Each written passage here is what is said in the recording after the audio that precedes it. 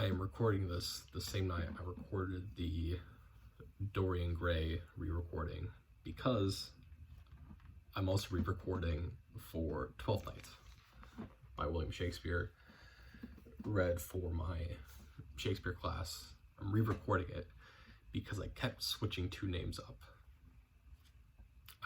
So hopefully that won't happen this time. But so yes, so read and watched a version of Twelfth Night. I watched the Texas Shakespeare Company production of it, which omits a number of things. Will oftentimes, a couple different times, started in the middle of a scene or would skip kind of lengthier monologues. And that was mostly just because, in my perception, mostly just because if you were to perform this at full length, I think this would probably take about 3 to 3.5 hours. And Texas Shakespeare Company doing it for a festival has to do it as effectively a one act. You have to do it as a one act in a festival type setting. And so they did it, I think it was like just under 2.5 hours, which is a very long one act or one sitting, but makes sense. That's that. So Twelfth Night, right? According to what I have read and seen and heard, this is really Shakespeare's last real comedy. After this we get into the problem comedies, which is basically the thing that I talked about with Much Ado About Nothing, in which we are left with kind of these outsiders or people that are unhappy with what is going on. And Shakespeare just says, oh, we'll talk about that later, we won't deal with it, we're supposed to be happy now. But certainly I think Shakespeare was very, very drawn to that. At the time, right, the acceptance of theater as part of the royal system, right, and acceptance into London society really isn't all that old. I want to say it would have happened probably within 50 years of Shakespeare's life. And so you're still trying to make literature or theater in a way that is pleasing to as many people as possible, because if you start asking too big of questions here, right, in this kind of early infancy of theater as a mainstay in society, well then you're running into issues of not making enough money, right? So I think that's part of it. Shakespeare certainly seemed to want to write a lot of tragedies, but couldn't, because comedies are what brought the money in, and money's what you needed. So wrote comedies, but wrote comedies in this way that detracts or leaves a lot of open questions about characters. So I think that's a really huge deal looking into this. Also, I believe this would also have been the first comedy by Shakespeare that did not have Will Kemp as an actor in it, because in the historical records of Shakespeare's parts, usually instead of writing fool or clown, he would have wrote Kemp. That's what he usually did, or would switch them out pretty interchangeably, because Will Kemp was his longtime comedic actor. This play, however, as recorded, was the first one that did not have Kemp written interchangeably, and instead only used the term fool.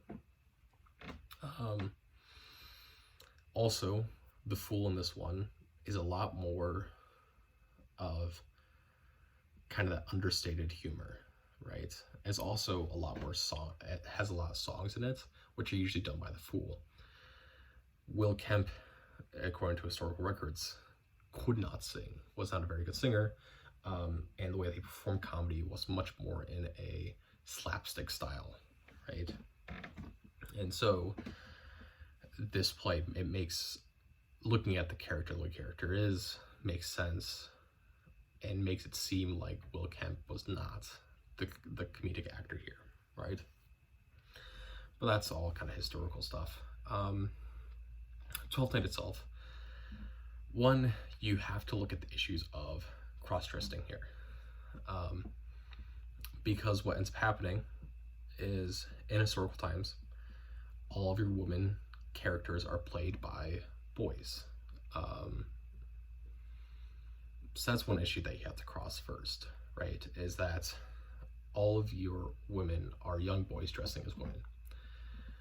And then you get into this long portrayed character with Viola, where Viola is shipwrecked and has to basically survive, right? And she doesn't want to be put into maid service or be made, you know, a lady of a house, right? She doesn't want that. She's a very active young lady, and therefore proceeds to go and pretend to be a man, right?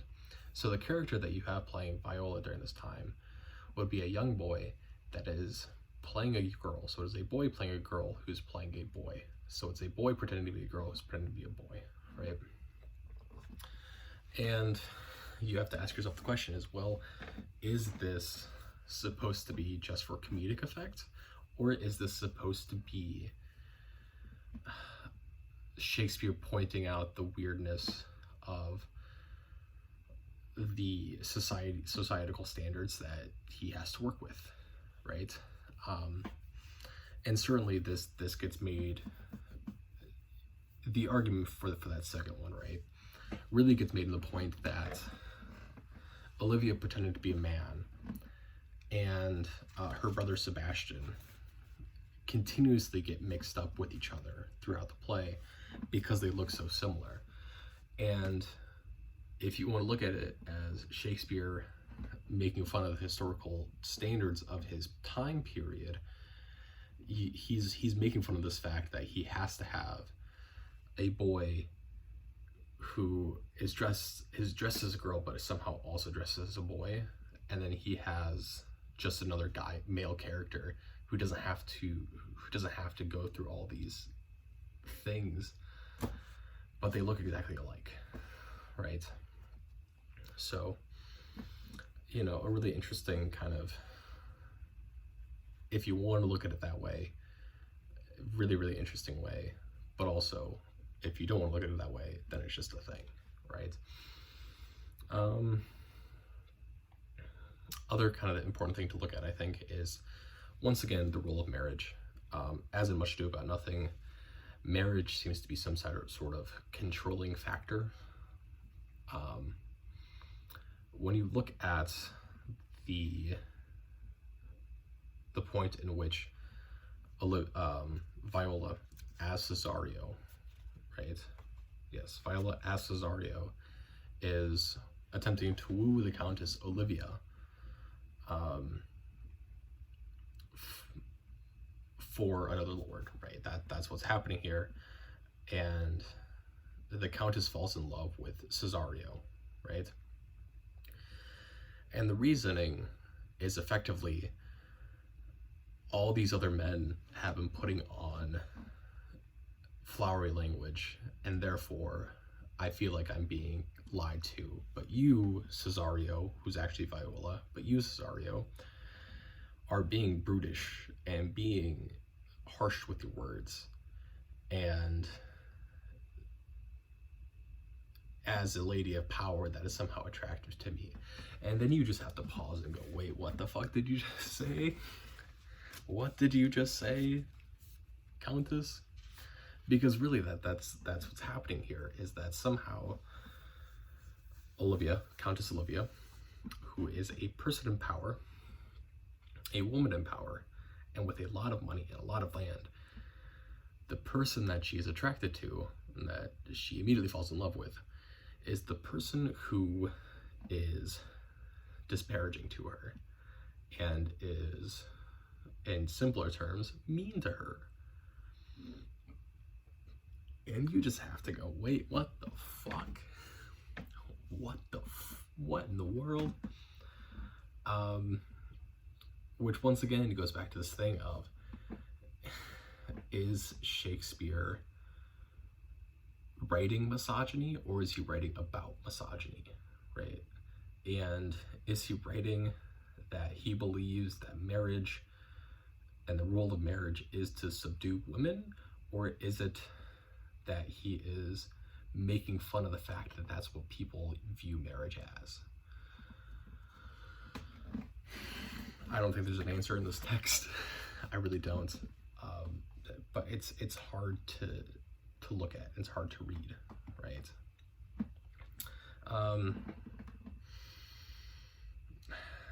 Concept of the play isn't actually, I don't think, is all that interesting to talk about.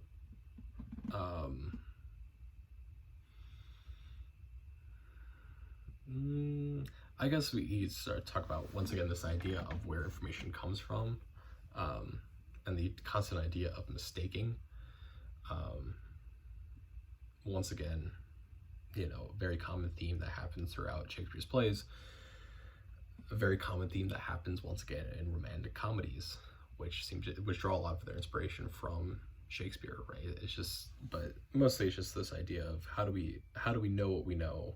What information do we actually derive? The irony of the fact that people are different, right? The irony from the audience knowing that Viola and Sebastian are two different characters, but everyone else thinks that they're one character. I don't think there's much else to say about that. Then we get to the end, and once again, we have to ask ourselves, who are the outsiders? Who are the people that are unhappy? And who are the people that are happy? And boy, oh boy, I'm gonna make an argument that everyone is unhappy. I really am, right? Because everyone except for Viola and Sebastian, right, is unhappy. I would make an argument is unhappy. Because you have the Countess Olivia, who falls in love with Viola pretending to be Cesario, but actually ends up getting married to Sebastian, right? In a wonderful, ironic twist of fates, right? And so you would have to imagine that Olivia is somehow unhappy with this, right? Because although she is married to someone that certainly looks the same, right, and has physically identical features, is also someone who was not the person and not the sentiment that she fell in love with, right? And so, you know, you have to ask yourself, well, is this marriage going to actually be happy, or is Sebastian going to display the same things that she was uninterested in other male suitors for? So that's the question you have to ask. You also have to ask is, what's his name? Orsino, the Count. Is Orsino happy? And once again, you probably say no, because although Olivia's happy marrying Orsino and has wanted to do this entire time, Viola is happy in marrying Orsino and has wanted to marry Orsino this entire time. The reasoning on why Orsino marries Viola is because he can't have Olivia, and therefore is deciding to accept the next best thing, or the next thing that's available to him. And so once again, you have to ask yourself, is he happy doing this? And the answer is probably really no, right? He is seeing the girl that he wants to marry in Olivia be married off to someone else, and then he just has to accept Viola's love. And then everyone else that is not Sebastian or Viola is unhappy. Everyone else, right? All of our comedic characters, right, in terms of Sir Toby, Sir Andrew, Malvolio, Fabian, Maria, right? All of those characters are unhappy because in the end they don't get what they want, right? Whether it's because they can't get married to Olivia, or it's because that their great plan has been exposed, and therefore, you know, at the end of the day, these marriages are going to happen. They're going to be severely unhappy because they're going to get punished for it. Yeah, right. And then you also have Festi, who is the fool. Festi, I think, is a really interesting character, right? Because it is a fool that is doing main character work, and all of your main characters are doing fool work, right? Because Festi provides a lot of the information and exposition throughout the play, but also Festi's unhappy to start with, and he's lost his touch as a fool, and at the end he's still just as unhappy, and he's still singing his sad, melancholy songs, right? He begins and he ends the same way, and therefore he's still unhappy, right? So yeah, right? I think if, once again, like on a surface level, if you just want to send people home happy when performing this, you can make everyone happy, and you can make everyone festive and whatnot, right? But if you do a bit of a deep dive into the characters and what their motivations are, and how they start and how they end the play, well, really, the only people that are happy are Sebastian and Viola. Everyone else is going to be unhappy, which is a weird way to end, I think, Shakespeare's last real comedy. But that's that, right? So that's my thoughts, views on Twelfth Night. Twelfth Night also, I should say, has a lot of themes of excess, in eating and drinking, in inherently believing things, right? And that just comes from Twelfth Night being the 12th night of Christmas, which is a time of feasting, yada yada yada yada. Now, my previous viewing of this play, I didn't want to talk about the beginning because I think it's kind of confusing, but first time I saw this, my sibling was doing a production of this for a theater, or for a company, and they did it in the Lincoln Park Conservatory, which is a conservatory, and so it's a winding path through trees and different botany related things, but there's no actual theater, right? There's no actual place to sit down. It's kind of this wandering path through an enclosed space in Lincoln Park, right? Also, it happened probably about a year ago, just over a year ago, so it was like middle December, when they were doing this, so it was freaking cold outside, but then you go into the conservatory and it was warm as hell and humid as hell. But so I went and I saw what was a pre-production of the show. There was probably about 7 or 8 audience members. You could only do a maximum of like 12 to 15, I think, at this point, because they were still under COVID restrictions, and you're in a conservatory and you're on walking paths, so they could only do about 15 people to see the show per night. But I went there on pre-production as they were figuring out their last steps, which was really, really interesting. But the way it was done, right, is effectively your audience only saw 2 scenes together. They only saw the first 2 beats of the first scene and like the last 4 beats of the last scene, right? Those were the only times that your entire audience was together as one group. At every other time, what was happening would be you would be split into at least 2 groups. Sometimes there was 3, sometimes there was 4 groups that were wandering around, in which you get pulled by the actors or get pulled by the crew to go and see different scenes. And the point of it, in my mind, is that you're forced to experience what your characters are experiencing, right? is that you're not getting all the story, you're not getting all the information that you would in a traditional setting, and therefore you're just as surprised as the characters are when things happen, when things change. Right? It was an entirely fascinating thing to really experience, right? Because like one of the interesting things was, out of the 8 people, I was one of, I think about half of us, I think it was a group of 4 of us, so only half of us got to see the scene in which Sebastian is shown as alive, right? And so when suddenly Sebastian is introduced later, everyone else is like, who's he's still alive? Who's this? Right? They don't get that reintroduction to Sebastian,